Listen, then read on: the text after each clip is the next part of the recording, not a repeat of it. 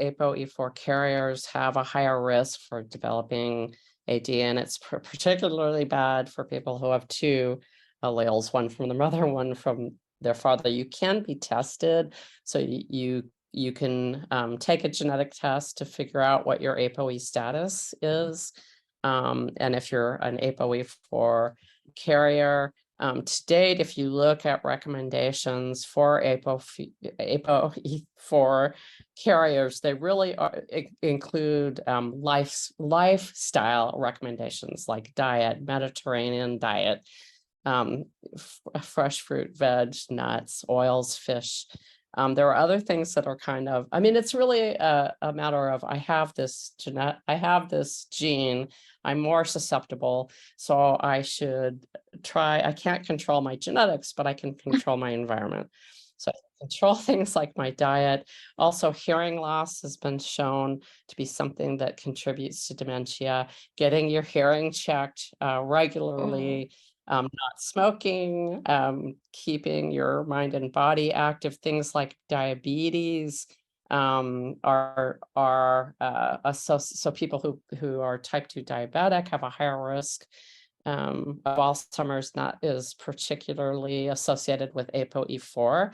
So, and do you think it is meaningful for us to have a detection on this gene? If I know that I have this gene, it is. I think it is, because I think you can.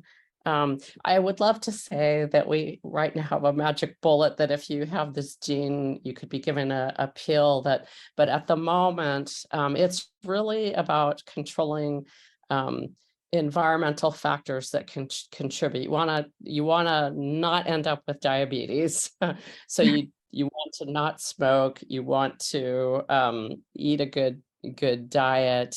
Other things associated, especially with ApoE4, are, obesity, metabolic disease, hypertension, hyperlipidemia, not getting regular sleep, all of these things. It's interesting because it turns out that a lot of these immunotherapies that have been, that look like in these recent clinical trials have been effective. They seem not to have been effective, although it's a small number that have been tested in ApoE4 patients. So we really need to do larger studies to make any meaningful conclusion. But I do think genetic testing is useful, because the earlier your risk is diagnosed, the earlier you can adhere to the things you can do. And, hopefully the earlier, and I think we're in kind of a watershed moment, the earlier then you would be eligible for trials using things like immunotherapy or senolytics or whatever. So I think it's important, both in terms of prevention, preventing developing it, just doing the things you can do, and also keeping an eye on the development of novel therapeutics, which I would say over the last 5 years has been pretty rapid, which is promising. Yeah, as long as we know that we carry this gene, we may exactly. focus on good things that may help us. Right, exactly. Yeah. I mean, the sad thing about things like Huntington's is you can take the test, find out that you have it, and there's not really a lot of lifestyle changes that are going to slow the course. So at least there is that. I think with both Parkinson's and Alzheimer's, there is that ability to both pay attention, make sure you get regular health checks, and really it's like a lot of the things which can contribute to development are really other age-related diseases like diabetes or hypertension or whatever. And I think sleep, as we've found out in the last decade or so, sleep's. You have discovered that the benefits of Urolithin A, a metabolic genetic from the allergic acid via its metabolized by the gut barrier from the brain. And then moreover, you have mentioned that in the case of Parkinson's diseases, it actually starts in the gut. So therefore, is there any new evidence suggesting that enhance the gut microbiome that can protect against these neurodegenerative disease? Yeah, there's actually, and it particularly with Parkinson's, there's kind of a growing body of evidence that suggests that things that enhance gut function, and that can, besides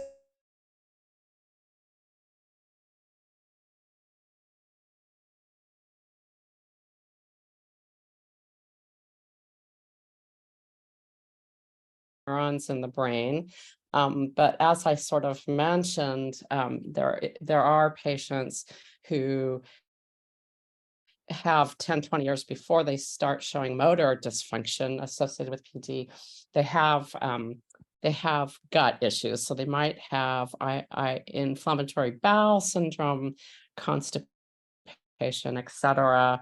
And that led people to look at the microbiome in Parkinson's patients versus age-matched controls. And it turns out the microbiome, above that, it looks like that we may actually produce alpha-synuclein, this toxic protein in the gut, and it can travel across what's called the vagus nerve up to the brain. And so there's been a lot of interest in terms of what can you do if it starts in the gut, what can you do to prevent the spread? And I will say recently, I think there's been growing body of evidence this may hold for Alzheimer's disease. The number one best medicine is especially high intensity, but also things like yoga and dance. Urolithin A is a compound which is produced by bacteria in the gut. So it gets converted to urolithin A, and people so taking this orally, we showed in a preclinical model of Alzheimer's disease that actually giving mice this urolithin A orally actually reduced pathology and prevented cognitive loss. I remember that and the mother of Elon Musk, her name is Mayor Musk. She also take the urolithin A supplements. Yeah, there is you can buy it as a supplement, and there are some small clinical trials of urolithin A in humans, where they showed that if you take kind of older, healthy, sedentary adults, and you dose them, or they take urolithin over the period of a few weeks, they actually show improved motor function. And I think in the study, there were some like muscle biopsies done just to show, biologically, physiologically, there's an improvement in mitochondria in the muscle cells. So it is something, and it's something that we continue to research. We're trying to understand, well, how does this compound actually act? What seems to be slowing Alzheimer's? Really exciting, and like taurine, it's really a pretty safe supplement that people can. It's quite safe. Yeah, with Parkinson's disease, another compound that seems to be efficacious is lithium, which actually you can buy a form of lithium over the counter, right? You don't have to have a prescription. People who have bipolar, lithium's been used to treat it. And the cool thing about that with the lithium is it seems to be efficacious. So again, I would always tell people who have been diagnosed with Parkinson or Alzheimer's disease to discuss, even any supplements they're taking, to discuss it with their neurologist. But I think it's really exciting that they are safe. and readily available, drugs that are possible therapeutics.